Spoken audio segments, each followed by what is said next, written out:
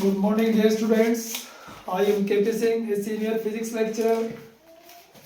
Dear students, जैसा कि आप सबको ज्ञात है, आपकी प्री बोर्ड परीक्षा की तैयारी जोरों पर चल रही है। इसी कड़ी में मैं कुछ महत्वपूर्ण प्रश्नों को आपके लिए चुन रहा हूँ, जो आपकी प्री बोर्ड परीक्षा के लिए बहुत महत्वपूर्ण हैं। और इन्हीं प्रश्नों में से इन्हीं जैसे प्रश्न आपके लिए अक्सर पूछे जाते हैं। आशा है ये सभी प्रश्न आपके लिए बहुत इम्पोर्टेंट होंगे। तो मैं आपके लिए ये नया वीडियो प्रस्तुत करने जा रहा हूँ। इससे पहले वीडियो में मैंने आपको बताया था 1 इलेक्ट्रॉन वोल्ट धारा घनत्व, बहुत इंपॉर्टेंट टॉपिक है। एक पूर्ण आंतरिक परावर्तन लाइट में जो सेकंड यूनिट होती है, उसके लिए पूर्ण आंतरिक परावर्तन आज 11 है से पूर्ण आंतरिक परावर्तन।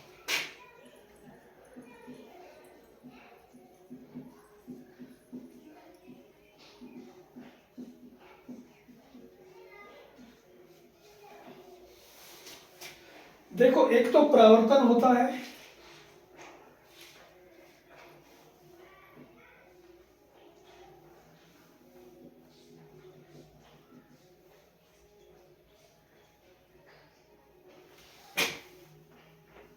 एक पूर्ण आंतरिक परावर्तन होता है।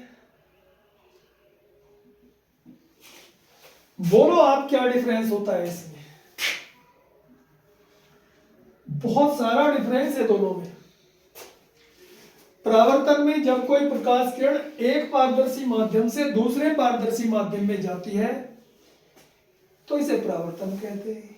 पूर्ण आंतरिक परावर्तन जब कोई प्रकाश किरण सघन माध्यम से विरल माध्यम में जाती है, ये माध्यम सघन है, ये माध्यम विरल है, ये डेंसर है, ये रेयर है। ठीक है, देखो इसमें प्रकाश किरण दूसरे माध्यम में नहीं जा सकती क्योंकि जो परावर्तक पृष्ठ है उसकी दूसरी साइड को पेंटेड किया गया है, पोत दिया गया है किसी कलई से, और इसमें ऐसा नहीं है। ठीक है, जब कोई प्रकाश किरण, एक कोण होता है क्रांतिक कोण। आप इस बात को क्रांतिक कोण से समझोगे। अगर किसी ने पूर्ण आंतरिक परावर्तन पूछ लिया आपसे तो समझो आपको क्रांतिक कोण की परिभाषा, क्रांतिक कोण के बारे में उसको बताना होगा। क्रांतिक कोण क्या होता है मैं इसको भी बता रहा हूं आपको। जब कोई प्रकाश किरण सघन माध्यम से विरल माध्यम में जाती है तो आपको पता है सघन से विरल में जा रही है तो यह अभिलंब से दूर हटेगी। एक विशेष कोण अगर हम इसको थोड़ा और बढ़ा दें तो ये किरण जो है यहां को ना जाके परावर्तक पृष्ठ के अनुदिश सीधी ऐसे निकल जाती है। ये जो कोण है ये आईसी क्रांतिक कोण है। अगर हम इसको भी थोड़ा सा और बढ़ा दें तो यहां पर नेक्स्ट कंडीशन पूर्ण आंतरिक परावर्तन की होगी, जो ये है। अगर हम इस कोण का मान ऐसे बढ़ा दें तो ये प्रकाश किरण ऐसे चली जाएगी, ये पूर्ण आंतरिक परावर्तन है। ये मान लो फर्स्ट, चाहे ये मान लो first, second, third, fourth, fifth, तीनों ये जो और ये एक ही घटना के लिए है।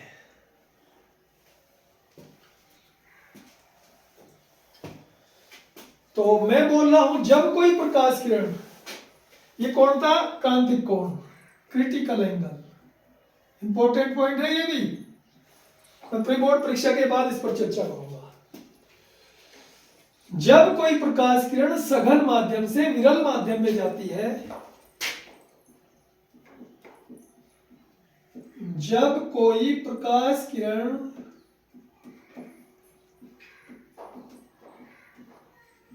सघन माध्यम से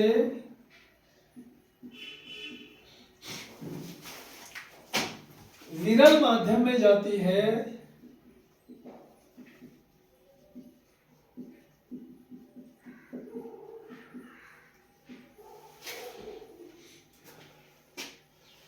तो सघन माध्यम में बने आपतन कोण का मान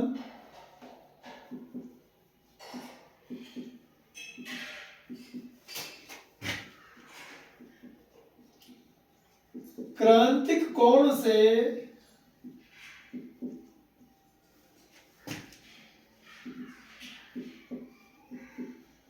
थोड़ा सा अधिक करने पर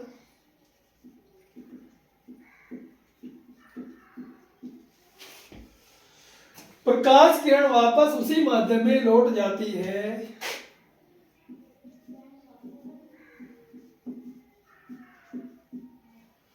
वापस उसी माध्यम में परावर्तन के नियमों का पालन करते हुए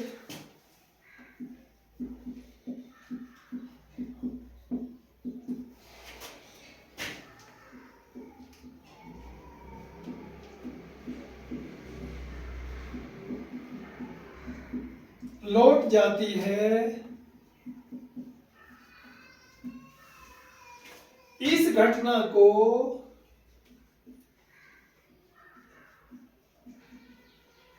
प्रकाश का पूर्ण आंतरिक परावर्तन कहते हैं।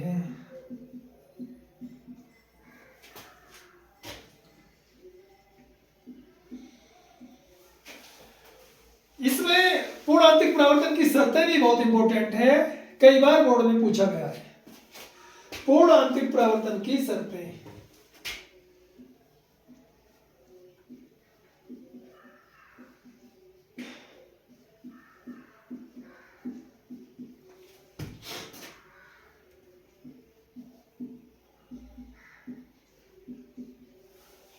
तो देखो ये क्लियर है स्पष्ट यहीं से। प्रकाश सघन माध्यम से विरल माध्यम में जाना चाहिए।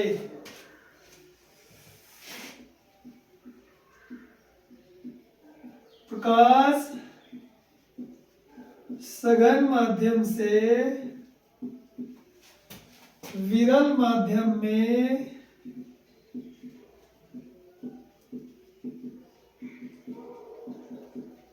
जाना चाहिए।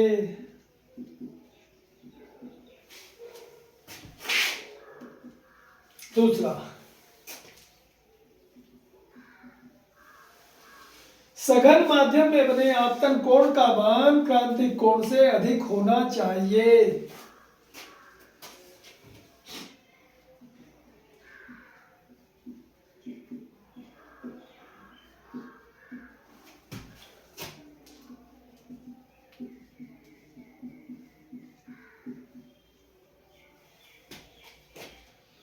क्रांतिक कोण का मान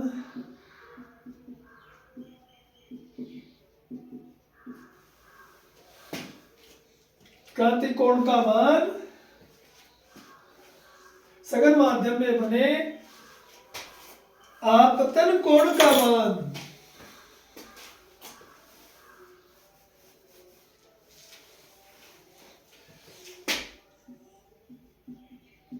आपतन कोण का मान क्रांतिक कोण से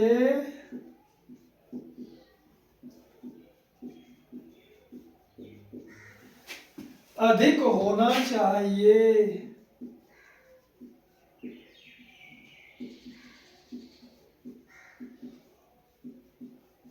ओके, क्वेश्चन आपके लिए बहुत इंपॉर्टेंट है, बोर्ड में मेनी टाइम्स पूछा गया है। आशा है ये क्वेश्चन आपकी समझ में आ गया होगा। ओके, अब मैं दूसरा क्वेश्चन देख रहा हूं।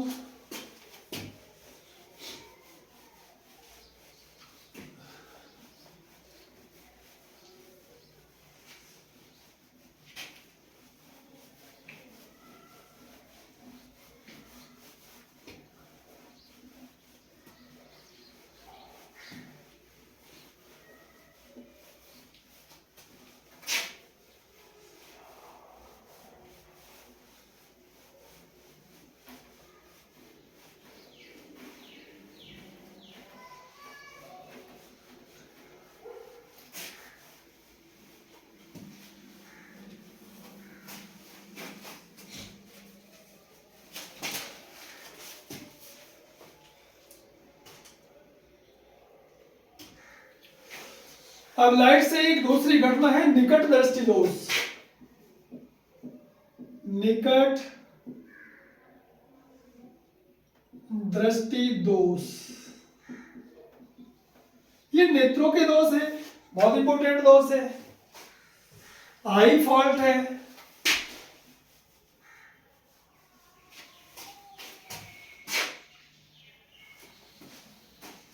निकट दृष्टि दोष,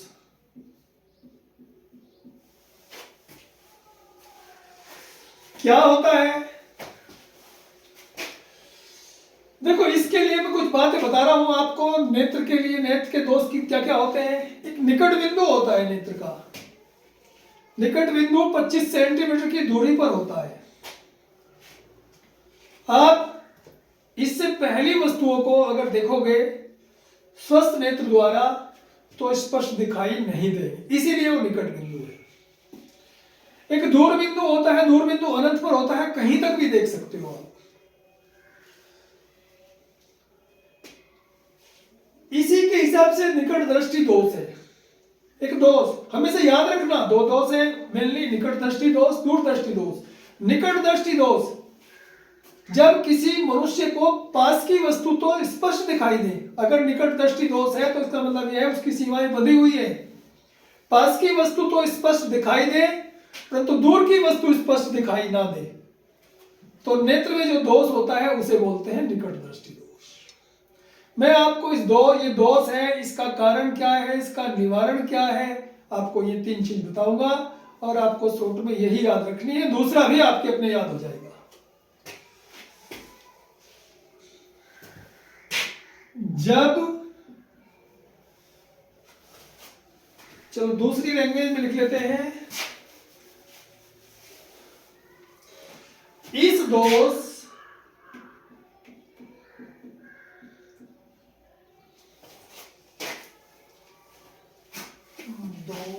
अपनी तो हिंदी में त्रुटि बहुत आती है। इस दोष से पीड़ित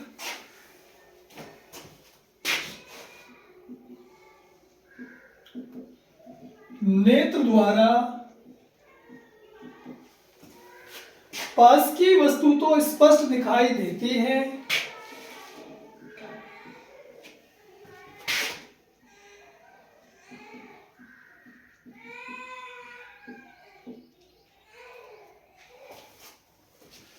इस दोष से पीड़ित नेत्र द्वारा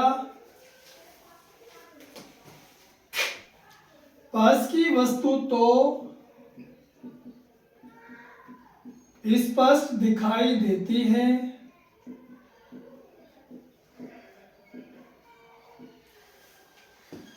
परंतु दूर की वस्तु दिखाई नहीं देती।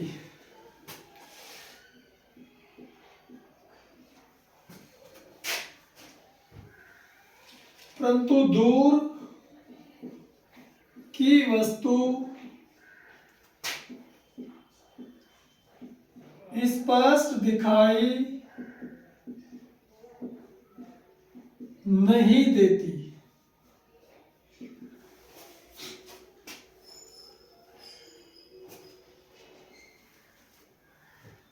क्या कारण है?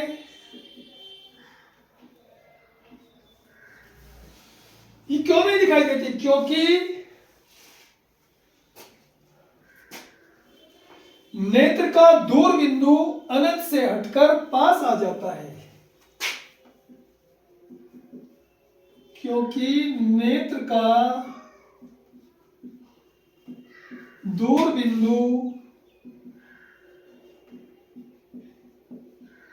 अनंत से हटकर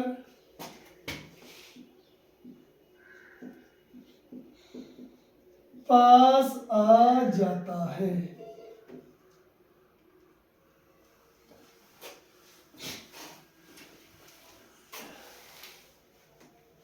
पास आ जाता है। निवारण,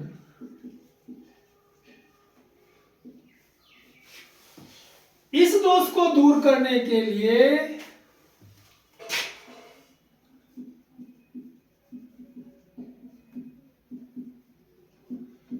दूर दूर करने के लिए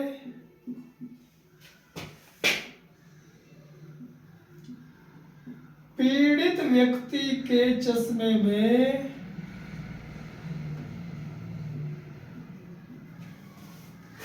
उचित फोकस दूरी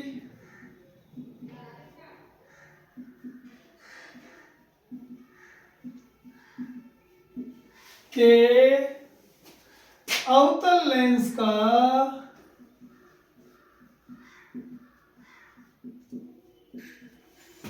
प्रयोग करते हैं। देखो मैं आपको इसके साथ ही दूसरा पॉइंट भी इंपॉर्टेंट है, बोर्ड में मतलब दोनों में से एक ज्यादातर पूछा जाता है, निकट दृष्टि दोष, दूरदृष्टि दोष। आपको वो भी क्लियर कर रहा हूं। दूरदृष्टि दोष क्या है? इस दोष से पीड़ित नेत्र द्वारा दूर की वस्तु तो स्पष्ट दिखाई देती है परंतु पास की वस्तु स्पष्ट दिखाई नहीं देती। कारण दूरदृष्टि दोष के लिए बोल रहा हूं क्योंकि नेत्र का निकट बिंदु पास से हटकर दूर चला जाता है। निवारण, इस दोष को दूर करने के लिए पीड़ित व्यक्ति के चश्मे में उचित फोकस दूरी के उत्तल लेंस का प्रयोग करते हैं। बच्चे चीजें बहुत कंफ्यूज होते हैं। देखो एक तो निकट दृष्टि दोष हो गया, एक दूरदृष्टि दोष हो गया। निकट दृष्टि दोष, दूरदृष्टि दोष कई बार पूछा गया है क्या होता है, कैसा चश्मा प्रयोग करेंगे। देखो आप 2 अक्षरों में कर लो। अगर हम हिंदी वर्णमाला के हिसाब से चलते हैं तो सबसे पहले ए आता है, ओ बाद में आता है। तो निकट दृष्टि दोष के लिए अवतल लेंस, दूरदृष्टि दोष के लिए उत्तल लेंस। गुड। अब इस ट्रिक से जो है इसको याद रख सकते हैं।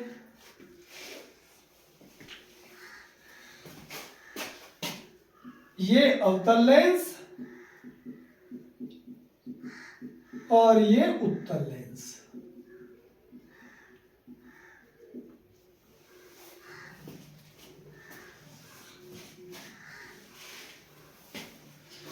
नेक्स्ट पॉइंट, आप इसको लिख लें अपनी कॉपी में, याद कर लें, बहुत इंपॉर्टेंट पॉइंट है।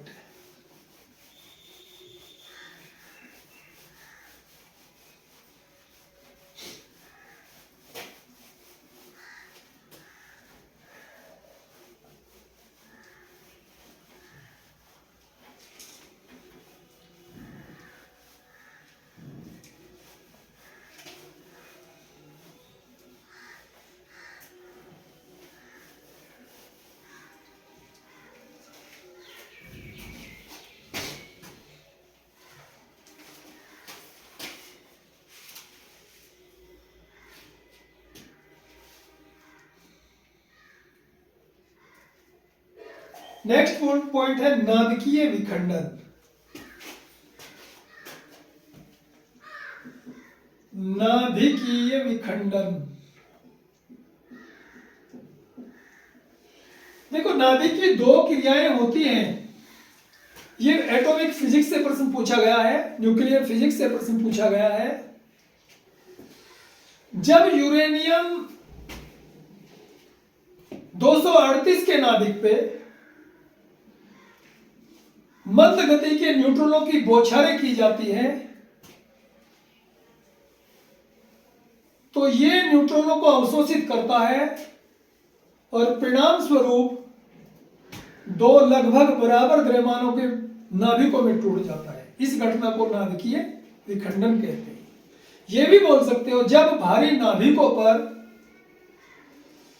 मंद गति के न्यूट्रॉनों की बौछार की जाती है तो ये लगभग 2 बराबर हल्के नाभिकों में टूट जाते हैं। इस घटना को नाभिकीय विखंडन कहते हैं।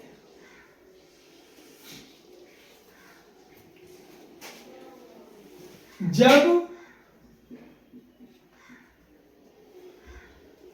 मैं तो यूरेनियम से बोल रहा हूं, जब यूरेनियम, ये यू बाण में यू 235 के नाभिकों पर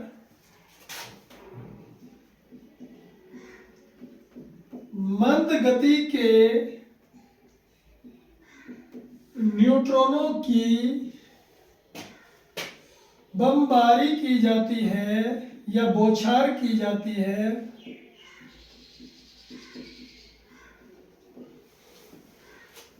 तो यह लगभग 2 बराबर भारों के नाभिकों में टूट जाता है।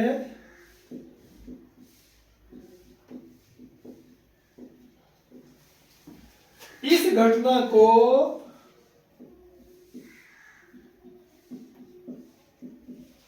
नाभिकीय विखंडन कहते हैं।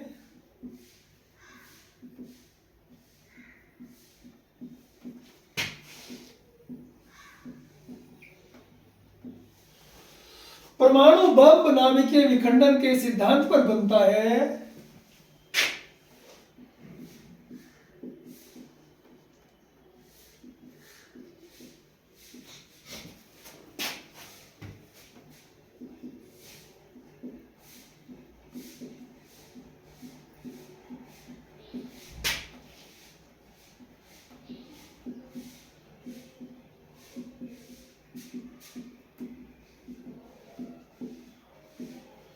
इसके लिए हम इक्वेशन ले रहे हैं 92U238 92U235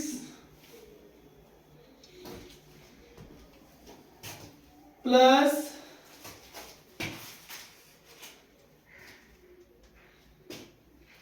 0N1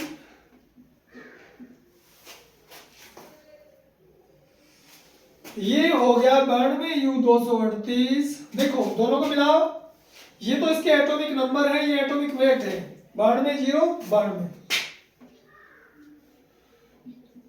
92U236 ये अवशोषित किया तो इसकी स्टेबिलिटी कम होगी। जैसे कोई चीज बहुत टाइट है, उसने कुछ अवशोषित किया तो थोड़ा नरम पड़ गया। और ये जो है ना अवशोषित जो होता है ये स्टेबिलिटी बहुत देर तक कायम नहीं रहती, ये टूट जाती है। कितना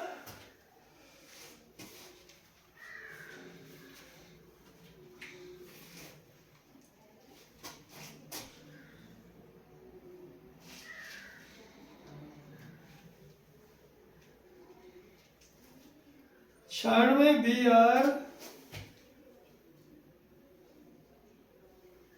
क्रिप्टन बेरियम।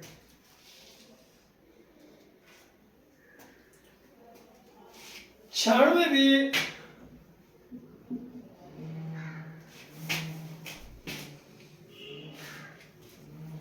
144 plus 36 krypton 89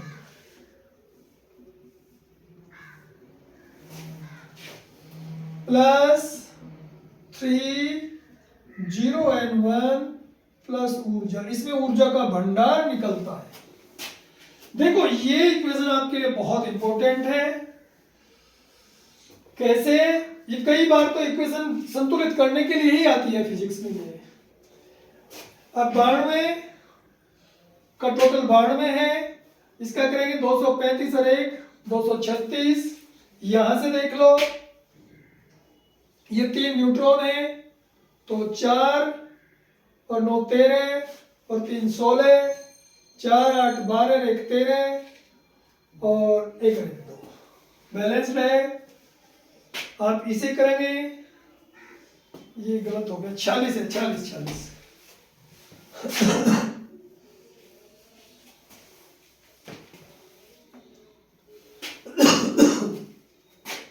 6 6 12 4 3 7 1 56। फिर गड़बड़ कर दी। 4 3 7 3 5 7 3 5 8 1 9 बिल्कुल बैलेंस्ड है। मोस्ट इंपोर्टेंट है आपके बोर्ड के भी लिए, आपके प्री बोर्ड के भी लिए, और सभी मतलब बोर्ड में ये क्वेश्चन हर बार पूछा जाता है। दो घटनाएं होते हैं नाभिकीय विखंडन, नाभिकीय संलयन। नाभिकीय संलयन हल्के नाभिक, दो या दो से अधिक हल्के नाभिक संयुक्त होकर एक भारी नाभिक बनाते हैं। इसमें एक भारी नाभिक टूटकर दो हल्के नाभिकों में जाता है, दोनों में अंतर भी आ जाता है कभी कभी। नाभिकीय विखंडन के सिद्धांत पर एटॉमिक बम बनता है, परमाणु बम। नाभिकीय संलयन के सिद्धांत पर हाइड्रोजन बम बनता है। अगर अंतर आए, दोनों में डिफरेंस आए, तो भी आप लिख सकते हैं। अब मैं दूसरे क्वेश्चन की ओर बढ़ रहा हूं, आप इसे नोट कर लें, समझ लें।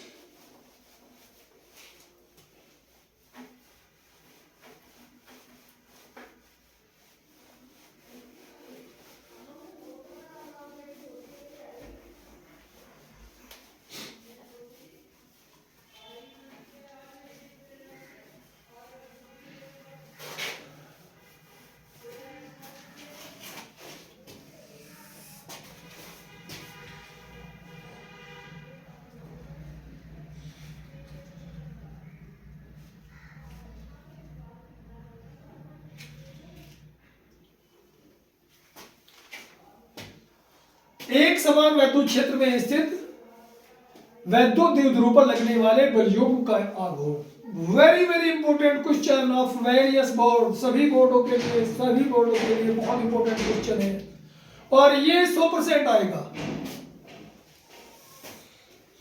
एक समान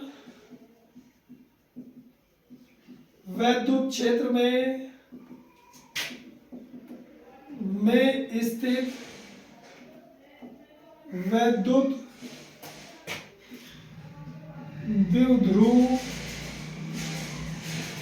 पर लगने वाले बलयुग्म का आघूर्ण।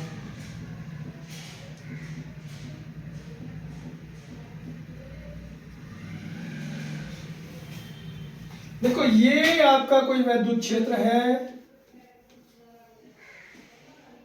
वैद्युत बल रेखाएं हैं। अगर वैद्युत बल रेखाएं पास पास होती हैं तो एक समान वैद्युत क्षेत्र माना जाता है।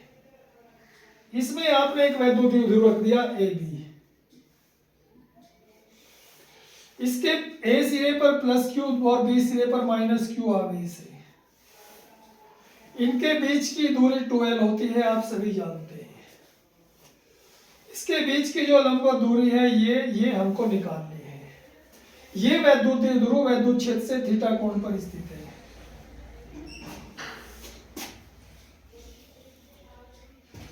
तो हम इसके लिए सूत्र की उत्पत्ति ले रहे हैं। माना ए बी वैद्युत द्विध्रुव जो प्लस क्यू तथा माइनस क्यू आवेशों से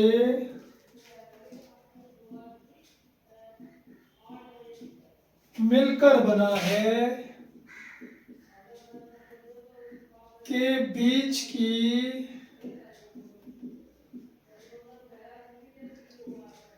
अल्प दूरी 12 है।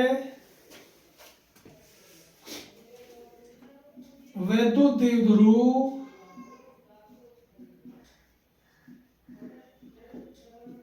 एक समान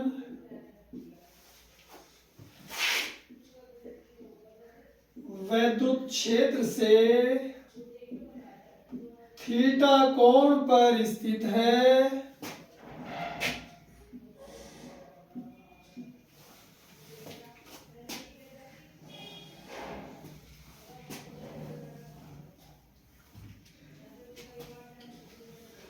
वैद्युत द्विध्रुव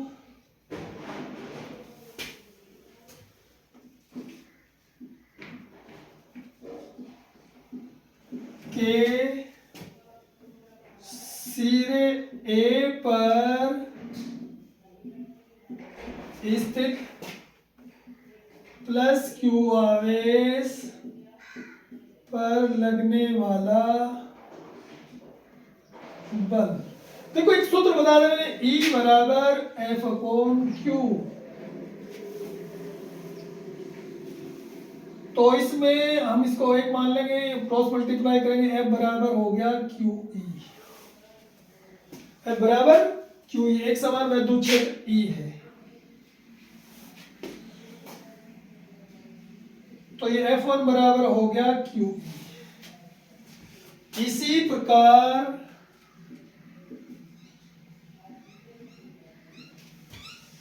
वैद्युत ध्रुव के सिरे B पर स्थित -Q आवेश पर लगने वाला बल F2 बराबर -Q। इसकी डायरेक्शन होती है +Q आवेश वैद्युत क्षेत्र की दिशा में लगता है, -Q आवेश वैद्युत क्षेत्र की विपरीत दिशा में लगता है। अब बल युग्म का आघूर्ण,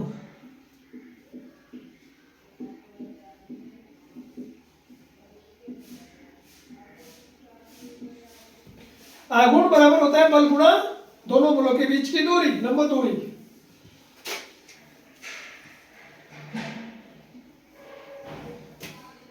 वैद्युत द्विध्रुव पर लगने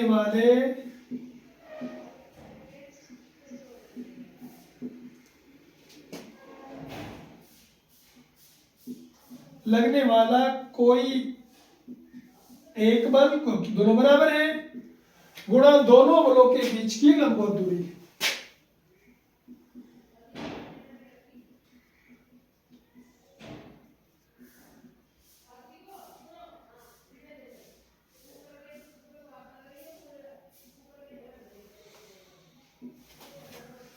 तो देखो इसको तो आप बोल सकते हो F1 और दोनों बलों के बीच की लंबवत दूरी, हम इसको AB, इसको C कह देंगे, गुणा AC।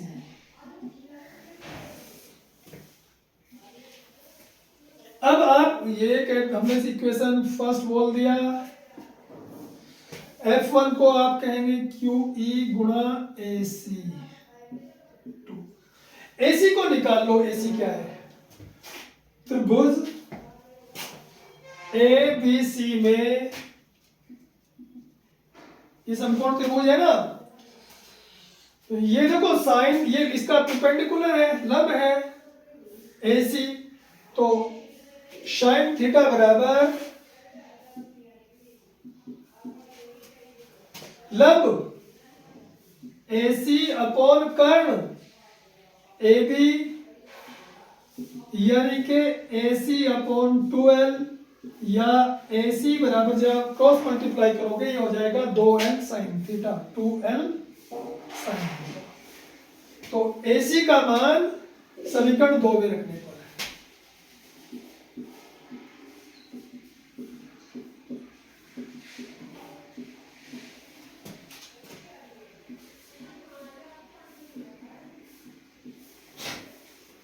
इसको हम टो से प्रदर्शित करते हैं। टो बराबर हो गया QE गुणा 2L साइन थीटा। आपको क्रम चेंज करना है, ये भी बोल सकते हो Q into 2L E sine theta. आप जानते हैं Q इंटू 2L होता है वैद्युत द्विध्रुव का आघूर्ण, जिसको हम P से शो करते हैं, क्योंकि P बराबर 2L, अतः टो बराबर PE sine theta. Most important formula है आपके लिए, सभी बोर्डों में पूछा जाता है, पूरा विश्वास है इस बार जरूर आएगा आपके बोर्ड में। ओके, मैंने आज की इस वीडियो में लगभग आपके लिए 3-4 इंपोर्टेंट प्रश्न चुने हैं। आशा है ये सभी प्रश्न आपको अच्छे लगेंगे, आपके लिए आएंगे। तो डियर स्टूडेंट्स, देखो मैंने ये निश्चय किया है, मैं जब तक आपकी बोर्ड एग्जाम नहीं होगी तब तक आपके बोर्ड एग्जाम की तैयारी अच्छे से अच्छी, जितनी मेरे से संभव हो सकती है कराने की कोशिश करूंगा। तो आप चैनल से जुड़े रहें, चैनल को लाइक करें, शेयर करें, सब्सक्राइब करें और इस चैनल को इतना मजबूत बनाएं। इसी चैनल के माध्यम से आपकी शिक्षा की सभी समस्याएं हल हो जाएं, दैट्स ओके डियर स्टूडेंट्स। और I will meet you for the next video tomorrow. Until then, take care of you. It is very cool at this time. I will meet you for the next video tomorrow. Till then, take care of you. Bye bye.